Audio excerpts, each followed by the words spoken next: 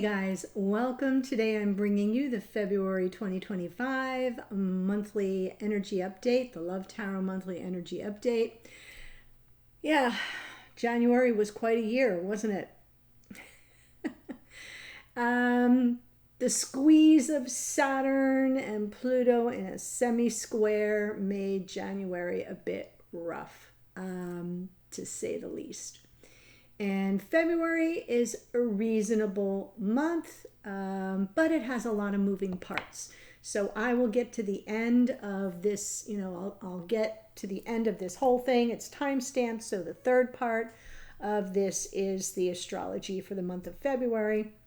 I'm going to open it up with our fortune oracle. Before I do that, I am extending, to be fair, the Valentine's Day special on my private readings, because I did the Nodes of Fate readings this past week, and they were a little interrupted because I had some sick family members that I was taking care of, and not everybody was watching them. Not everybody's interested in the transits of the North and South Node. So if you missed the announcement, it's $100 off private readings. So I'm extending it one day. It will end tonight at 11:59 p.m. So if you missed the announcement and you want to jump on board and get a private reading for $100 off, please do go to the link below the video and get yourself a spot. Okay, so and those of you that already signed up, yay, you're in. Please don't forget to submit your required questionnaire. If you did not get a link or an email with that questionnaire, a confirmation email, you've got to reach out to me, awakenedpriestess@gmail.com, and say, didn't get my questionnaire, okay? Because you're not going to get a reading without it. And I'm not going to come looking for you because I got a lot of people. These are all the questionnaires that came through. So I've got a stack of them. And if you didn't get an email and you didn't get a questionnaire, or if you did get one and you haven't submitted your questionnaire, do so, okay? Because it's first come, first serve. And if you signed up for a reading and you didn't submit your questionnaire, you're going to the end of the line. Just wanted to say. All right, so there's that. The second thing I wanted to say is the switch up to the order of readings. We're going to get back to something a little bit more evenly dispersed, so everybody's getting 2 readings this month. Yay! Thank you all for your patience, but the order will still be different. I'm grouping them by element, so it'll be fire signs, earth signs, air signs, water signs. So I'm going to kick off as always with Aries, but it'll be Aries, Leo, Sagittarius, and then the earth signs, Taurus, Virgo, Capricorn, then the air signs, Gemini, Libra, Aquarius, and then the water signs, Cancer, Pisces, Scorpio. Okay? That's how I'm going to do it. So still kind of working with the algorithm, but that's what's going to work best for me. It is my channel. I have to do the best I can to keep the channel up in the algorithms. All right? But this time everybody gets 2 readings per month. Okay? Let's see how that works. Here we go. Fortune Oracle. This card keeps coming up, guys. Card 34. 3 and 4 is 7, so we're working with our 7th chakra. Unity, a time of divine understanding, renewal, peace, and hope. You radiate and attract great love. I don't know how many times I keep pulling this card. So I don't know. I'm working with your energy, and you're all telling me that you need more unity, you need more love, you need more divine understanding and renewal and peace and hope, and that you want to attract great love. That's part of what the nodes of fate are moving us to as well, with the North Node now transiting through the sign of Pisces. If you missed those readings, I recommend you watching them. They go by rising sign, not by sun sign. Very interesting information that I shared. So if you missed it, go watch it. Those are the nodes of fate, are guiding our soul growth for the next 18 months. So There could be new love coming on board. There could be a lot of up-leveling, resetting of relationships, etc. Yeah. All right. So I'm pulling the spread.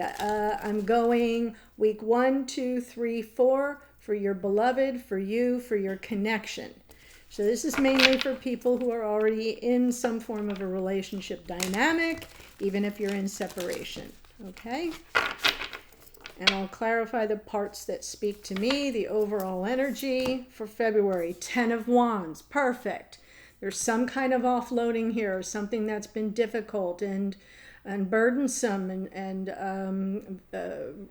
it's sort of been weighing you down. And this is the time that you're kind of ready to offload it, to unburden yourself. So that's a really good sign. Oh my, week 1. Of course, I'll hold it up. I know you can't see. Week 2. Interesting. And week 1, week 2, week 3, week 4. This is you. This is the connection now. Beautiful. Oh, my heavens. Okay. So for your person here, I'm just going through quickly. Week 1, we have the Lovers. The Lovers is a card of choice. As we move into week 2, they have the 5 of Pentacles, sort of maybe feeling, having a crisis of their own sense of worth and value. Week 3, moving to something, 6 of Swords, some calmer waters, getting some peace of mind. Maybe kind of moving beyond something that caused them some crisis or some instability. And then week 4, the end of February, they kind of pull it all out. In the end, we have this sort of, the World card is an end of a difficult cycle and maybe moving into a new beginning or some lesson being completed for this person. For you, we have the Knight of Swords in week 1. This is, I want to clear the air. I want to make sure I understand and that I'm understood. Week 2, while this person is in some form of crisis, you're all about, 6 of Pentacles. You're kind of one step ahead of them in some measure of generosity and reciprocity and the give and take of it all. And then as this person is 6 of Swords, getting some peace of mind and moving to calmer waters. 8 of Cups, this is a moment where you're kind of ready to leave behind what isn't serving you at this time. And it's part of your journey. I don't know if you're walking away from them necessarily, from this person, but it could represent that you don't want to kind of take on any more of their stuff, because 10 of Wands, right? We're letting go of something here. And then for you, in the 4th week, we've got the 4 of Swords, a lot of healing, just as this person is coming through their lesson and about to be birthed into a new beginning. You find healing in the connection in the 4th week, Knight of Cups. So there's an offer of love here. I love that for you, but let's go back to week 1. I know I had to skip ahead. I couldn't handle it. Okay, we have in the week 1, the Star, being guided, something true north here. Something that, like, you've got to kind of put your faith in something bigger that's unfolding. Week 2, the 9 of Wands, no giving up. Things are going to be tense and tough for this person, and you're sort of going to be there almost like in a supportive role, being generous with your time and your energy and your effort and your spirit. Right? And then we've got the 8 of Swords in week 3, as this person is moving beyond something that's been really difficult for them, and you're sort of leaving behind something that isn't serving you. It may be that moment where you both kind of have a little bit of a breakthrough, and the 8 of Swords is actually coming through reversed. So you're breaking out of some energy that was stuck, because then we have the offer, right? We have this Knight of Cups, which is the emotional vulnerability that at last can kind of surface, and the offer from the heart, which brings healing to you and freedom to them. All right, so like I said, I think February is going to be a lovely month, an unburdening month. I see the unity, the divine understanding, renewal, peace, and hope. This Star is a card of hope. And radiating and attracting great love. You sure as heck are. I know. Valentine's. Happy Valentine's. So let me get the Ten of Wands. Page of Wands. Ace of Pentacles. Six. Yes. Six of Wands. So some form of, where can we sort of meet in the middle? Where's our jumping off point? What do we agree on? Six of Wands can be a homecoming card as well, a reconciliation card. But to me, it's like that successful moment where, we're kind of in this together, so we better find that point where we've got peace and agreement and compromise and negotiation, and we're like, okay, this is something we both agree on, and this is our launch point, right? Because we have a new beginning. We're going to offload all the negative energy. We're going to be optimistic and positive and excited and passionate. And we've, it's an up-leveling. And I've been telling in the Nodes of Fate readings that is what the Pisces North Node is about an up-leveling. So I'm seeing that this is the kickoff of that. The North Node moved into the sign of Pisces on January 11th. So it just happened. We got a long way to go. Really, I'm encouraging you to watch those readings. All right, the Lovers. I'm going to check for this person. There's something that happens here. From the Lovers to the Five of Pentacles. Week 1 happening now to week 2 for this person. Ten of Cups. Queen of Swords. Eight of Wands. Oh, it's a conversation that... I feel like you hit this person kind of head on. There's a direct conversation coming online probably around Valentine's Day that tends to bring up lots of communication, usually about matters of the heart. What are you choosing this relationship? Is, this Ten of Cups has that happily ever after kind of built into it, right? What do you want? The Queen of Swords is truth seeker, truth teller. Like, give it to me straight, man, is kind of what's happening. But this person knows they have a choice they need to make about the connection. And all of a sudden, all their insecurities start to seep in. Questions about their sense of, their own sense of worth and value. And, right, are they worthy of that? Do they have enough to offer you? Those kinds of things. And their self-esteem may tank. This could be even a ghosting situation where instead of facing you head on, they just kind of don't respond or don't get back to you, or something happens, you try to work with them. Maybe they have some form of instability occurring in their life, in their work, in their home life. Something happens here. But then from week 3 to week 4, they get things back on board. Let's see, Six of Swords to the World. There's the Ten of Wands, right?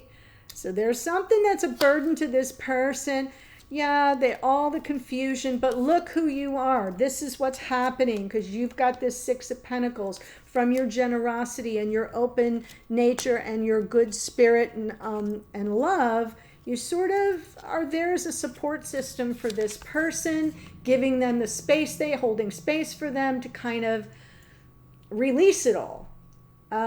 Giving them the peace of mind, the space they need if they need it, like I just said, to kind of push past it, to push past whatever this turbulence is, whatever this could be, something that's creating some instability for them, whether that's just something they're internalizing or whether it's legit happening. You're a source of support. The cards from the bottom of the deck, what you can't see. So it's either in your unconscious awareness, theirs, or it's happening behind the scenes. So in their unconscious awareness, if they know they have you there, right, as an anchor, as a soft place to land, they can kind of sort things out and then, right, come full circle and close out a difficult, overwhelming cycle and just kind of release it. So that's the process for this person. And where they're really going to do the heavy lifting, the deepest, darkest part of it, is between week 2 and week 3. That's where they come out on the other side. So right after Valentine's Day, you're going to start to see them picking up momentum and sort of improving. So if that gets a little wonky and bumpy, hang tight. All right, and for you, I'm going to see the 6 of Pentacles to the 8 of Cups, because I think this is where you say, okay, I've given, I'm being generous, and now you're on your own. Now I have to let you do what you need to do, and I'm just going to go, keep moving forward on my path. So there is this moment where you're like, I can't be in the baggage with you. I give you the tools, I give you my support, and I'm here, but this 8 of Cups is sort of, but I keep moving toward the sun. If you look at the card, she's sort of moving toward the light, right? I'm not going to be in the darkness here with you, but I'm off to the side and I'm moving forward. That's what I'm seeing here. Death card, King of Cups, Queen of Cups. So now we have the King and Queen of Cups, very well suited for each other on an emotional level, on a spiritual level, at the level of soul. So it doesn't surprise me to see the Lovers. It doesn't surprise me at all that you're here as the Empress. The Death card is about release. It is about what needs to be left on the cutting room floor. And you're here with this 6 of Pentacles between week 2 and week 3 to say, I support you. I'm invested in this connection, but I can't, but something needs to change and grow and transform. And I bring you my open heart and I'm supportive, but I'm moving forward, right? Because there's that saying, right? Lead, follower, get out of the way. You're leading, you're moving on, and you're letting this person know something has to change here. And I give you my support and I'm generous with all that I have and all that I am, but I can't do this for you. I can't make this change for you. And then they make that change because they know they have you there in this anchor position. So that's really lovely. And then you manage to have some form of healing brought about by that. 8 of Cups to the 4 of Swords. The Moon. The Strength card and the Page of Swords. There will be a little bit of energy of like, I don't know if I can take this, right? A little bit of uncertainty, a little bit of apprehension, but trusting your intuition. The Moon is Pisces, right? Trusting, following that North Node up leveling as it's transiting, right? Overcoming the obstacles. I'm still going to move forward. I'm going to have faith and trust. That's what this star is about. And a little curiosity with the Page of Swords. Outside of your conscious awareness, you'll be a little curious as to what's happening, but focused on, 4 of Swords can be about healing. It can also be about just sort of lying low, and spending time really reflecting. It's very Zen. It's very meditative energy. It's very much about, and we do have some retrograde energies. Mercury at the end of the month will be in his pre-shadow phase, beginning that. So I'll talk about that. I think Mercury retrograde shadow begins on the 28th. Yeah.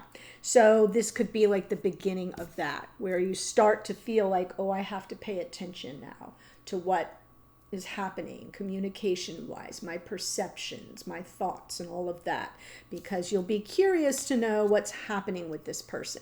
It won't be to the very end of the month that you see the fruits of your labor and your efforts to be supportive of this person and how it all pans out. You'll see that at the beginning of March. Really lovely. Okay, so in the connection now, we have the star, the hope, the faith, the trust, to the 9 of Wands. It'll be from the first week to the second week, a little testy, right? You're not going to want to give up, but you're going to want to give up, but you're not going to throw in the towel. Because it's stressful, it's exhausting, there's tension, there's a little chaos, a little conflict, a little drama. There's the World card, but there are lessons to be learned. That World card is Saturn. Saturn's been messing with us the whole month of the whole year of January, you know? And so with that Nine of Pentacles, you know, there are going to be some aspects of the first 2 weeks of the month where you're feeling like you're in it all by yourself, where, you know, I'm just going to have to do me. I have to take care of myself. I have to have the confidence that things will come out on the other side okay. And I have to have the trust and faith that the universe has my damn back and all will be well. And that's not easy. That is not easy. But we'll look at what we opened with. We're going to go from the 9 to the 10. And the 10 of Wands, that's where we're done. We're offloading all the negative karma, all the heavy energies, and we're coming out on the other side with an Ace of Wands in our hands to run with it, right? That would be the next card. So it feels like, you know, with the World in this opening sequence and your person having it, you know, as what they're closing out the month with, it does feel like the lessons that are being learned here through Saturn is really a part of your person's process. But of course, whenever we're in connection with somebody, we're going through it by proxy. So a little bit of drama first 2 weeks, nothing you can't handle.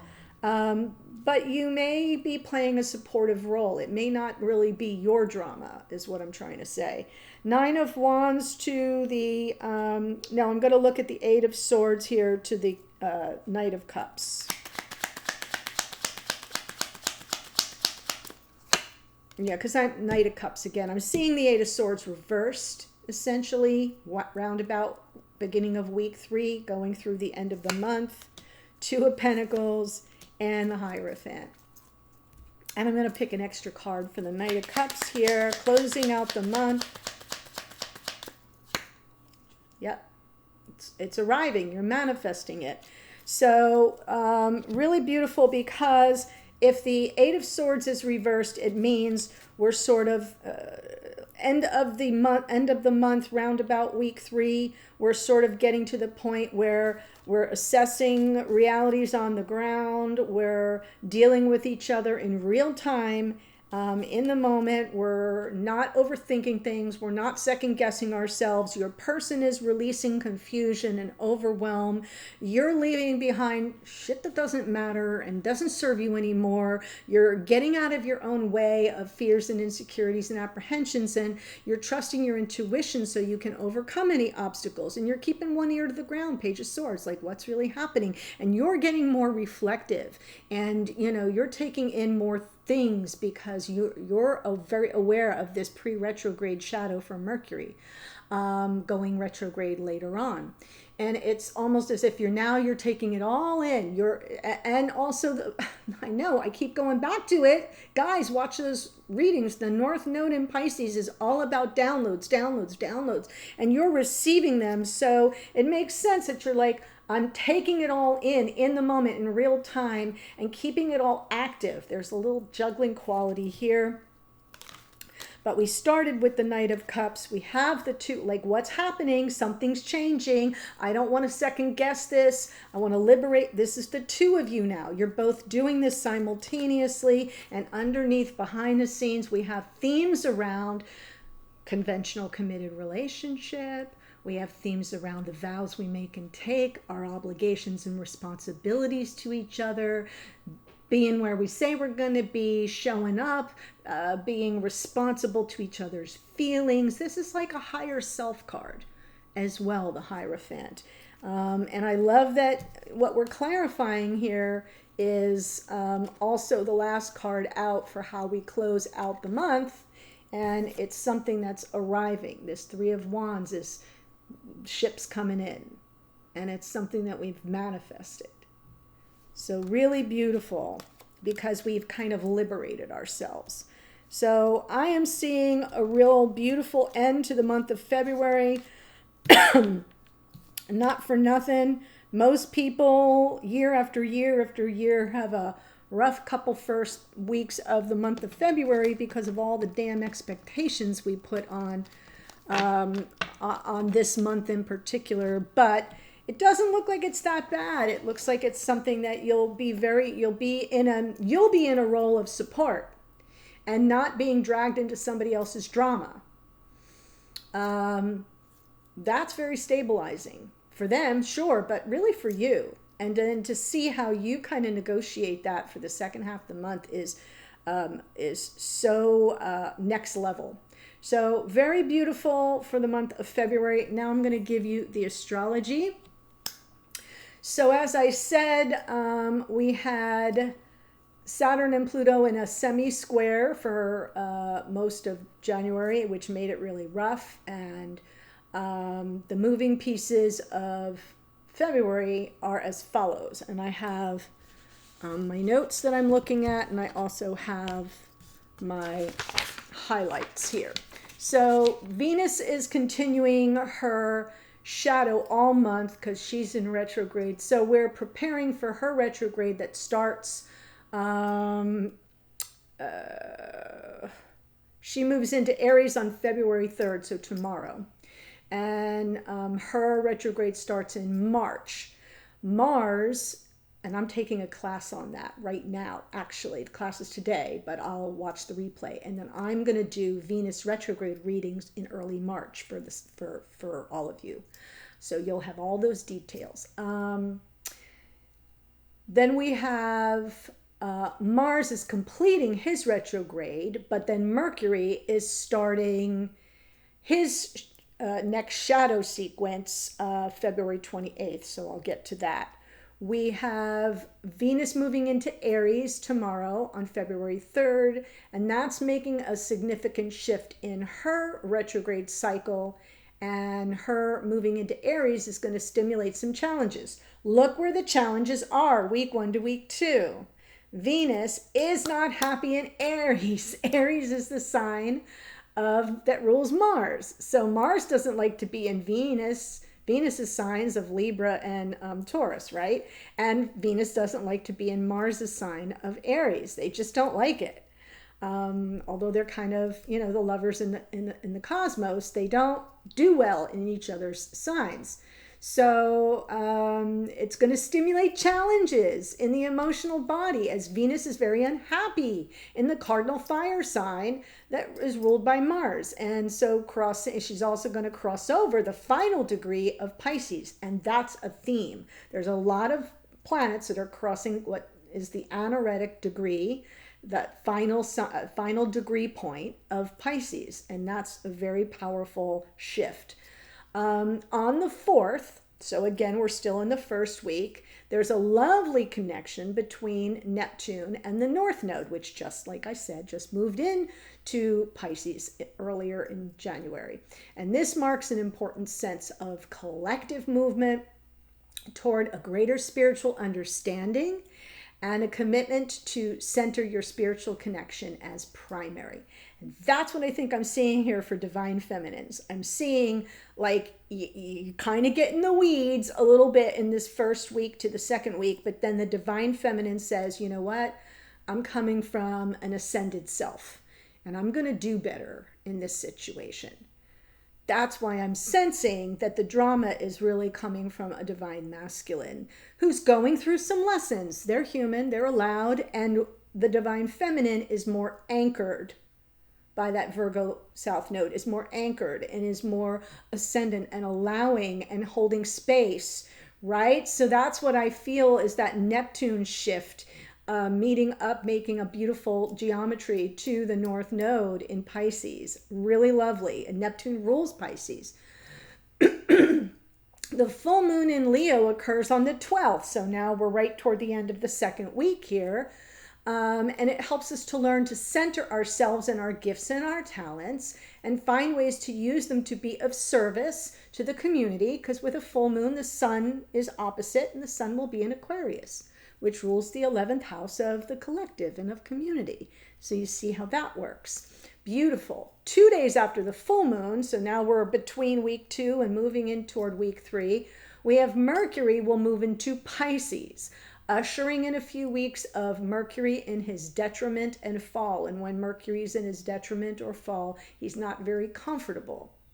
And when he's not comfortable, it's because he's not good in the expansiveness of this mutable water sign, right? Pisces is very kind of amorphous and loosey-goosey, and Mercury goes blah, blah, blah, right? Mercury likes linear things, structure. It rules Virgo, it rules Gemini. It's kind of like, give me bullet points, give me lists, give me structure.